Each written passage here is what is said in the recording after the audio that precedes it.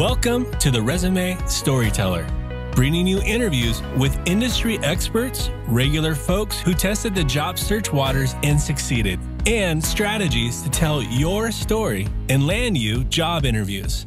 Here's your host, Virginia Franco. Hey guys, I have with me today entrepreneur, millennial, and Gen Z career mentor, Matthew Stewart. Matt is the co-founder and CEO of National Service Group, or NSG, which operates College Works Painting, Empire Community Construction, Home Genius Exteriors, and SMJJ Investments. Under his leadership, NSG grew from a small Southern California-based business into an international company. Matt serves on the board of multiple organizations, and he is a past chair of Entrepreneurs Organization, a worldwide business network. His accolades include the Excellence in Entrepreneurship Award from the Orange County Business Journal, the OC Metro 40 Under 40, and Ernst & Young's or EY's Entrepreneur of the Year's Award finalist. He's passionate about mentoring millennials and Gen Z and shares his entrepreneurial insight with high-profile publications, including the Wall Street Journal, ABC, CBS, Inc., and many more as the host of the Edge of Excellence podcast. So, Matt, thank you so much for joining me. It's such a pleasure. Thank you for having me, Virginia. It's a pleasure to be here.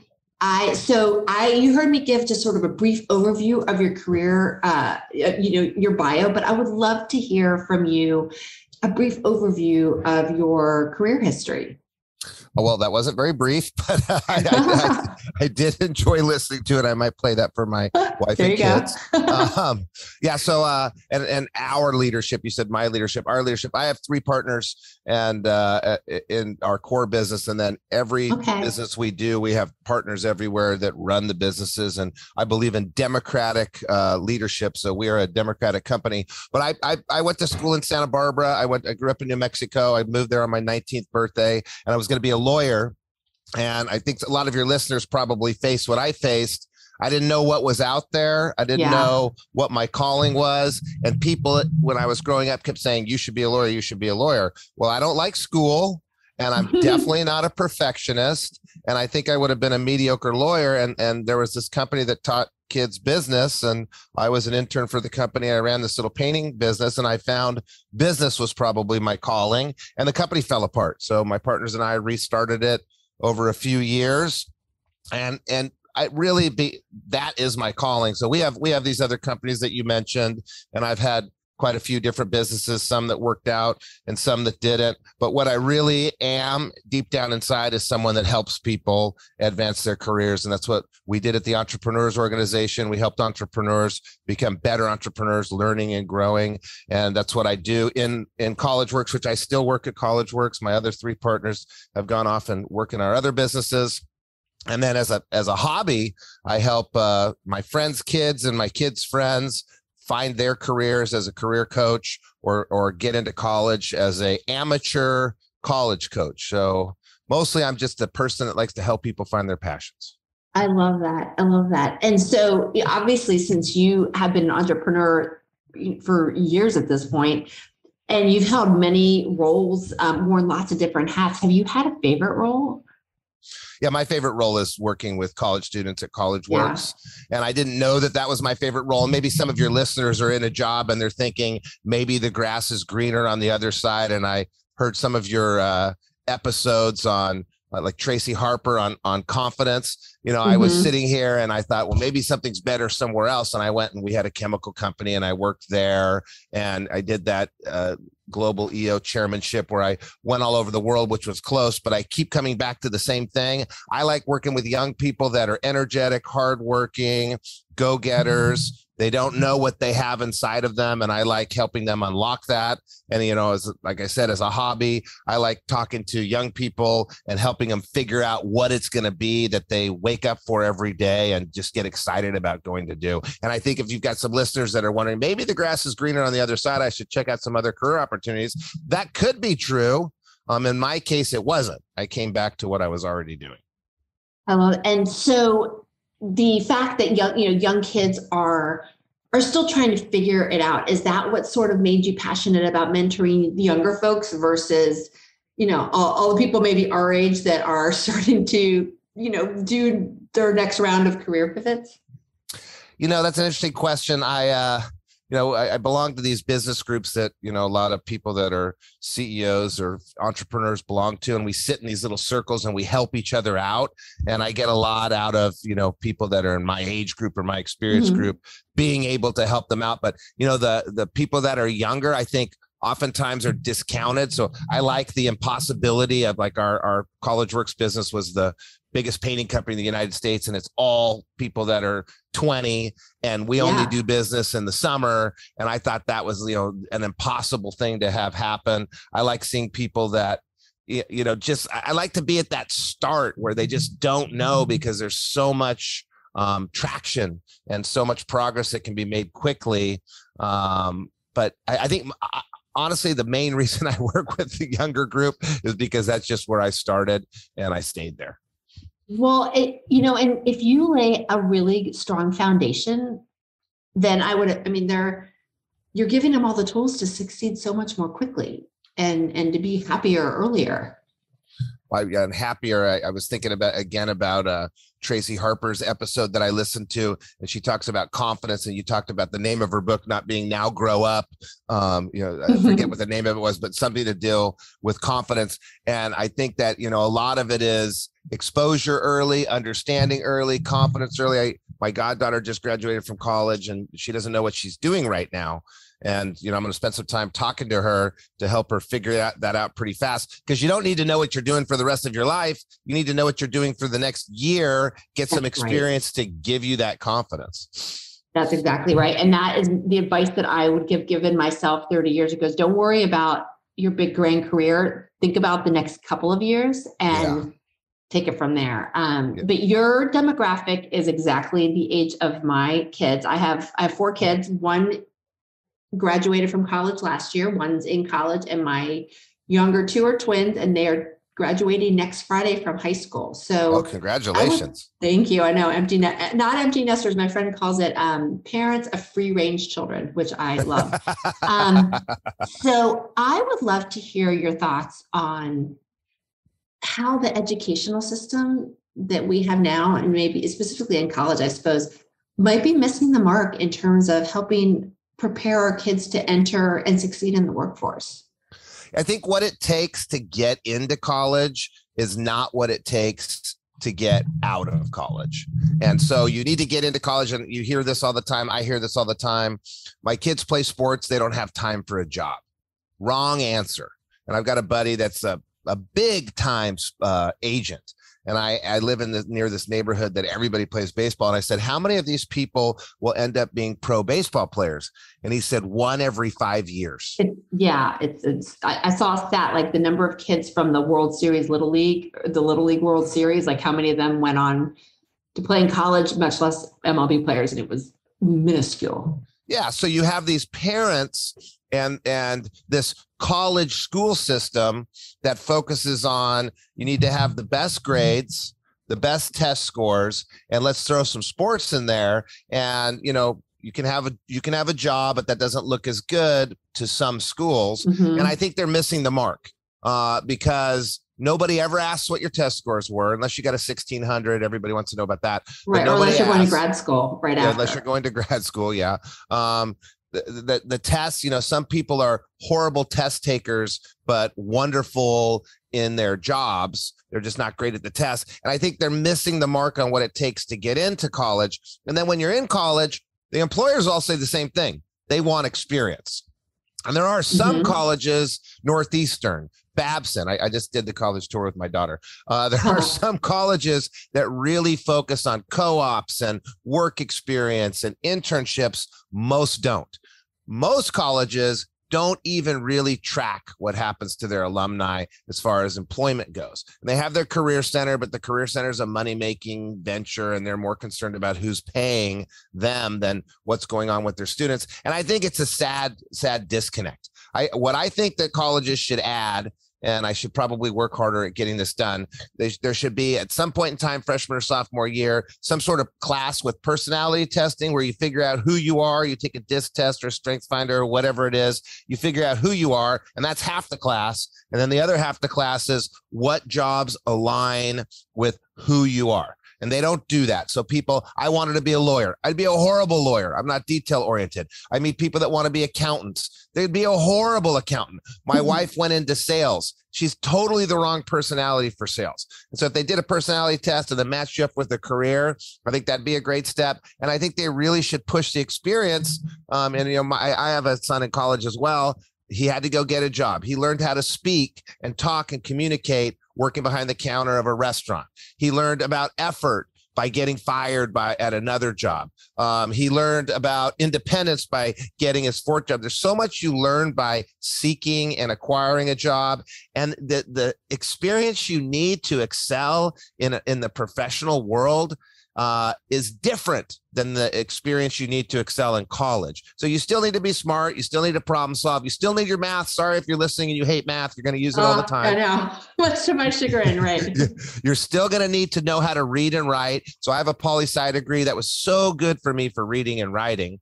You're going to need all that, but you're going to need more than that. And oftentimes the schools don't care, and therefore the parents don't care. So if you're a parent listening right now and you're thinking your son's or playing football, your daughter's playing lacrosse or whatever the sport is, and that's all the focus they need, I hate to say it, you're wrong. They need a job to learn some of these basic skills. And in College Works, we give a questionnaire, and you have to say yes to 4 of these 5 questions. Did you have above a 3.0 in high school? Did you play varsity sports? Did you have a job? For 3 years or more? Did you work 30 hours or more in at least one of those years? And then the final question is your major one of the tougher majors? And we measure the success of the people in our internship program. They're 256 times more successful if they say yes to 5 than to 3. Really? Which is amazing, because you learn so much. You learn a lot being on a team, and you learn a lot being a member of that team. And if you make it to varsity, and if you live in California, it's harder to make it to varsity than it is in New Mexico. Doesn't matter, but you've done what it takes. That applies to the work world. And then if you get into the work world and more hours and more time, you have more problems to solve, more communication issues. I mean, I was fired from, I can't even remember how many jobs. And so I wasn't a great employee, but all those experiences made me a better employee. So I think that there's a major disconnect, and I think they really should look at it. And like I said, I think Northeastern, please let my daughter in, and Babson and a few other schools do a really good job. We'll have to compare notes, because I just finished up my 3rd and 4th round of college stuff, and I definitely saw 1 or 2 schools that were amazing with the career centers. I felt like they were focused on the right stuff, and other ones that just you didn't even hear about it. It wasn't even something that got talked about.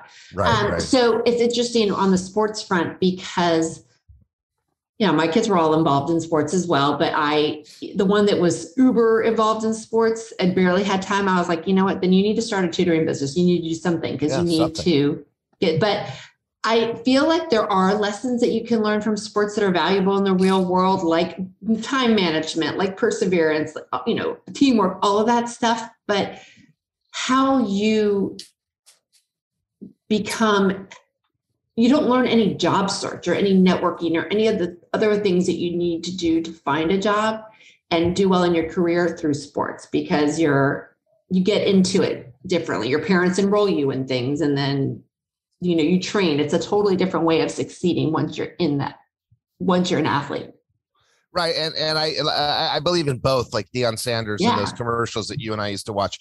We should have our kids doing both. And if you are a kid and you didn't work in high school, that's okay. You can start working now. And if you did a bunch of things and you didn't do sports, that's okay. You can join sports now, or find a different way to develop those team building skills and that accountability to a group and working with your peers and leading your peers. There's so much that's fantastic about sports. My argument is you can't put all your eggs in one basket. Right. It shouldn't be the only thing. No, I agree. And there are with everything being digital, there are so many ways to squeeze a job into your time that you couldn't have before.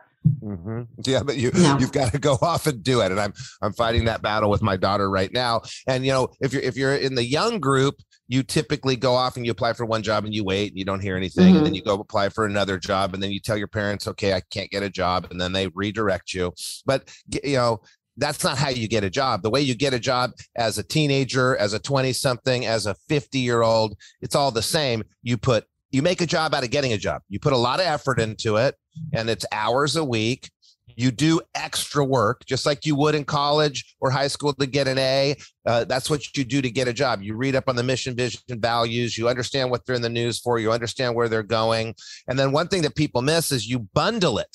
So you don't go out and do one interview a week or put in one application every 2 weeks. You bundle it up so you're going through the process at the same time with a bunch of different opportunities. And I get people that call me up and they say, I had one call me up. I got this job at this sandal manufacturing company, a company that makes flip-flops, and really wanted a job at Nordstrom's and was holding out and ended up having to say yes to the sandal company, knowing that she would later tell them that she wasn't going to work there if Nordstrom's had said yes to her. You don't want to put, and she didn't have to lie, and I helped her get through that without lying, but you can put yourself in a position where you don't have to do that by bundling the effort. You apply to send in 20 resumes at once, which turns into 10 first interviews at once, and turns into 5 second interviews at once, and turns into 3 or 4 job offers at once.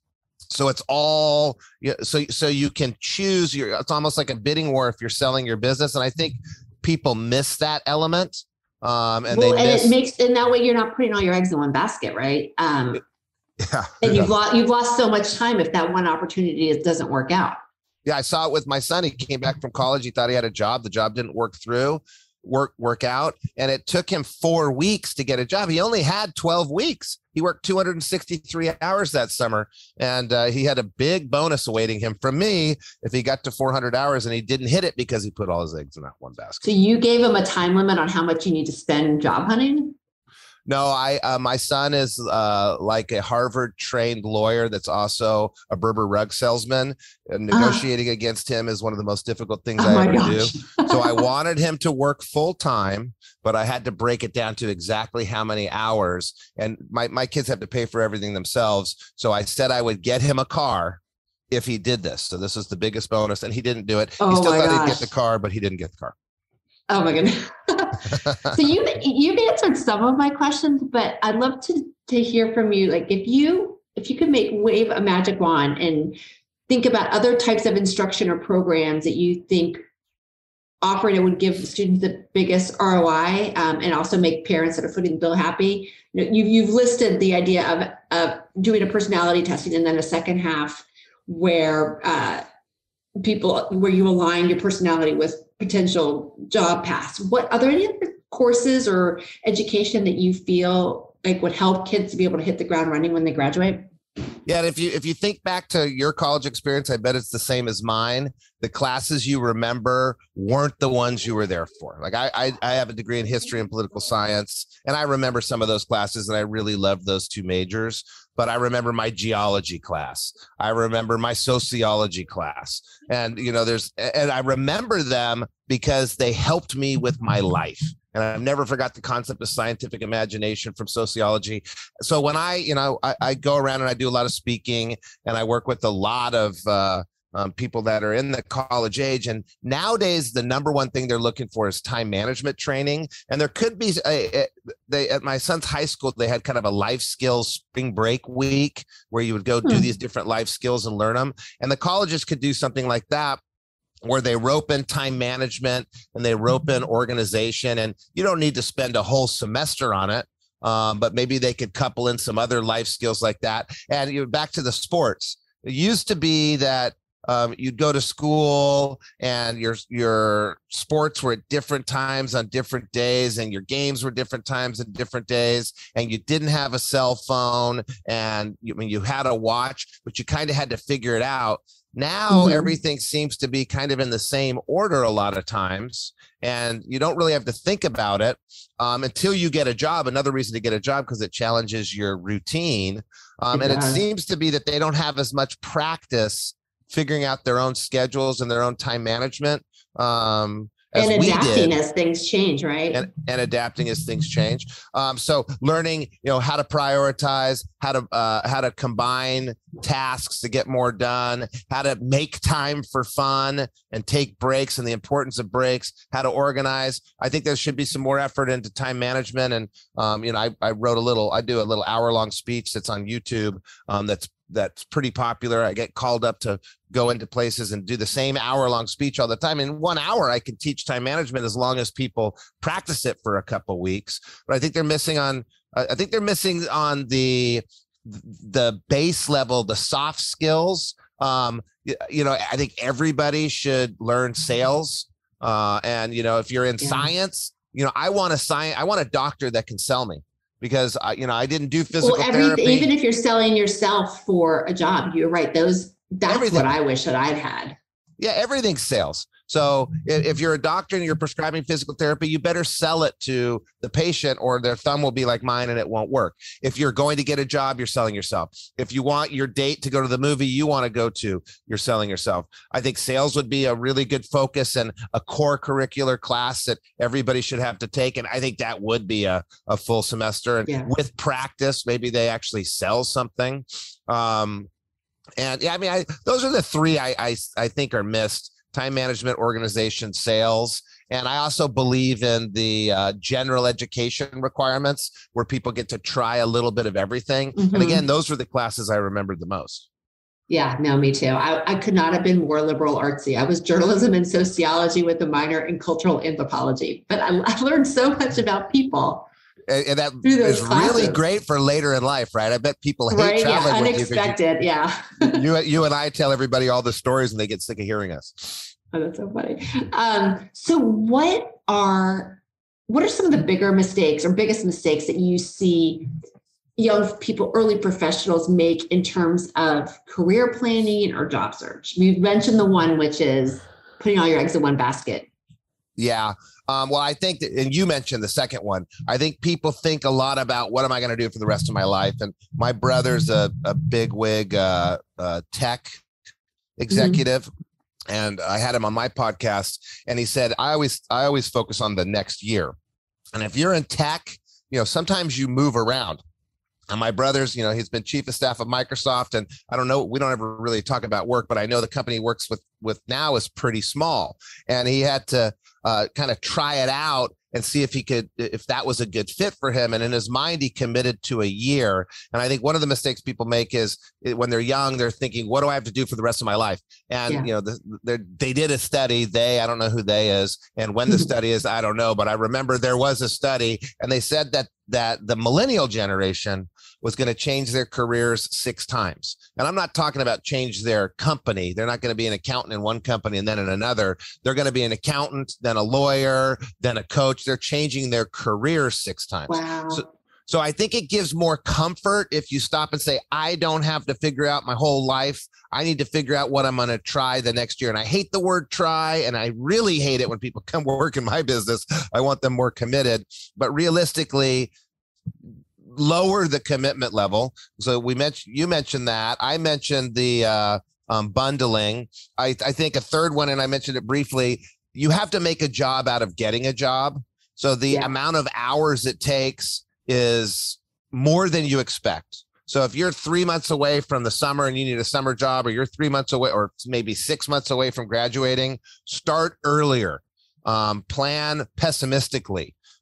Plan on spending 5-10 hours a week. And there's 5 or 10 hours a week because you're writing different cover letters for every company. You're researching companies, at least an hour a company.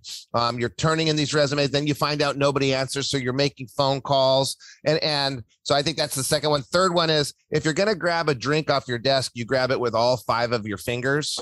You don't grab it with one finger. And when people go looking for jobs, they're using one finger. They're going to go do Indeed only. Well, you have your network.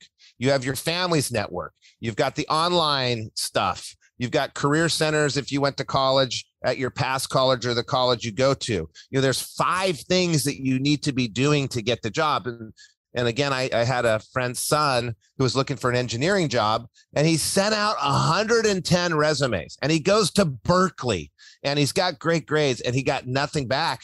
And then he finally calls me, and I referred him to a friend. He got a job instantly. And I said, Steven, you got to use your network, man. I'm one of your stakeholders. I care about your life. I was in your Y Guides group, man. And I think people forget to use, their all 5 fingers to get a job. And, your whole discussion is storytelling. So these people have experiences that on paper look totally unrelated. I think another thing that people miss is linking them together and telling a story. So, if you were in the cooking club and you had a job at a restaurant and you're in design, how can you put that together in a story in either your cover letter or your resume to show that for all your life, you've been pursuing this job in an interior design company? Because it may not look like that if you don't put the story together. Well, and it depends on what your, what the end target is, or the target for that role. That's you weave the story for each and you one. put context and experience based on whatever the target is. And you're not lying. So a lot of times, I think people don't like to sell themselves. They don't want to quote brag. Well, then you're on Instagram, so quit fooling yourself. You're bragging all the time. They don't want to brag. This is the time to brag, and they don't want to lie. And I don't think you should lie, but you don't know which job's perfect for you, and you don't know which career you're going to love the most, and you don't know which company's going to hire you. So if you're looking at 5 different companies in 5 different industries because you just don't know, there needs to be 5 different stories that basically tells the reader of your resume and your cover letter that all your life you've wanted this job. Yeah, no, I agree with that. And I saw another a study that showed that a huge percentage of jobs that were created that are the top hot jobs now didn't even exist 10 years ago. So in terms of giving peace of mind about making a big fat plan, you don't even know what jobs there might be to have. Yeah. And every single industry has every job. So you're into tech, but you're an accountant, be a tech accountant. You're into engineering and you like rockets, be a rocket scientist. You can go into any industry with any career. Everybody needs HR, accounting, sales. All of it exists everywhere. Yeah, no, I agree with and that kind of speaks to one of your podcasts I listened to about finding Sonia Price. Aligning your passion. Aligning your passion and your values to your career roadmap. If you're interested in something, if people are interested in tech nowadays, but they're an accountant, well, great. Every tech company needs an accountant. Yep. No, you're right. You're absolutely right. I just got sidetracked because I got the alert. I thought I was using my paid account and I'm not. So I got the alert that this is I'm going to run out of time in 10 minutes. Okay. Reflecting on your own career journey, what advice would you give to your younger self? Patience. Yeah. And my younger self comes from a generation of people that were more patient. Now you've got Instagram that's feeding every few minutes, and your TikTok videos are a few seconds long, and we've trained people to be less patient. So I would say to myself, be patient. You don't have to be the CEO by the time you're 25. I was always comparing myself to my business partner that was better at me in a lot of different things, and I had to be better than him instantaneously. And comparison leads to unhappiness. Yeah. And so I'm not saying don't compare yourself. I'm not saying don't try hard, but catch yourself. And so I would tell myself to be more patient in my early career journey. And I would tell myself to be more open to the strange things. So I ended up working for a painting company, but it was weird. Why am I working for this painting company if I didn't know what I wanted to do? I wanted to be a lawyer though. And I didn't understand the link. And as you look out there, there's all sorts of different businesses that may not seem to link to the future, but if you dig into it, they do. And if you focus on the core of whatever you're looking at, I'd probably tell myself, what are the core elements? I had a job at a law firm. Great. It was a law firm. I highlighted the phone bill. The core wasn't very great.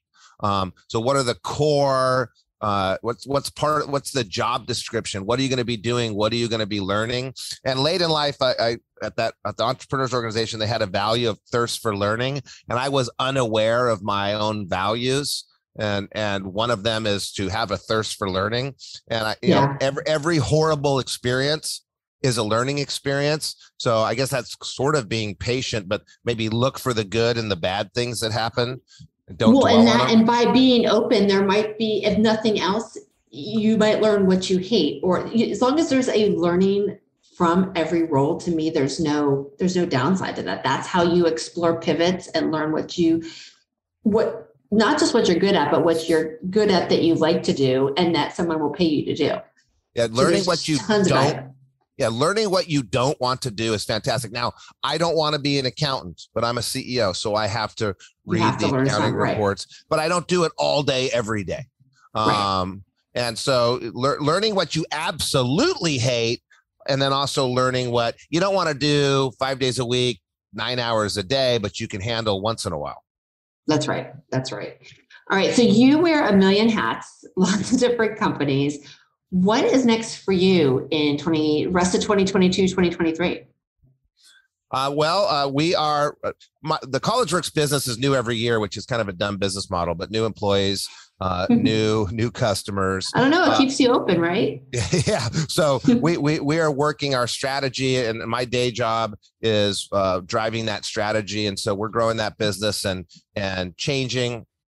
We've got our other companies that are acquiring different businesses and growing. So for 2022 through 2027, I'm going to be working diligently on our business, growing our business, tightening our business, getting our business ready for the next level. And I really, people tell me I should start charging for my services, but I really enjoy working with high school kids, helping them get into college. So I try to pick up 12 high school kids a year. So I'll do another 12 next year.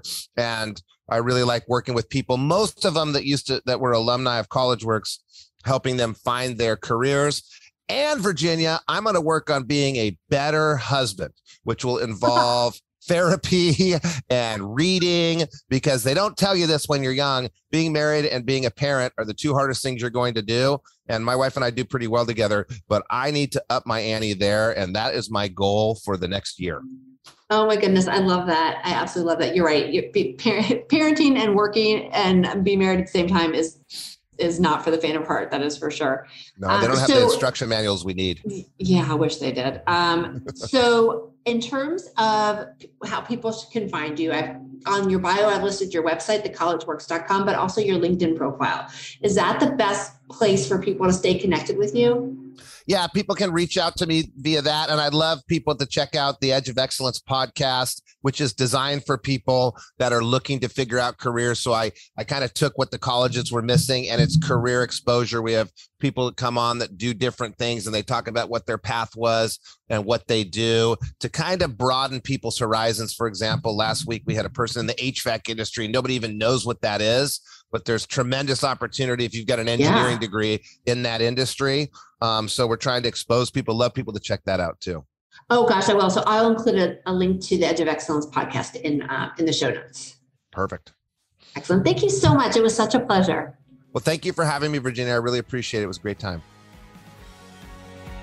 You've been listening to The Resume Storyteller with Virginia Franco. To learn more about storytelling strategies to catch the eye of today's online skim hiring and decision makers, please visit www.virginiafrancoresumes.com.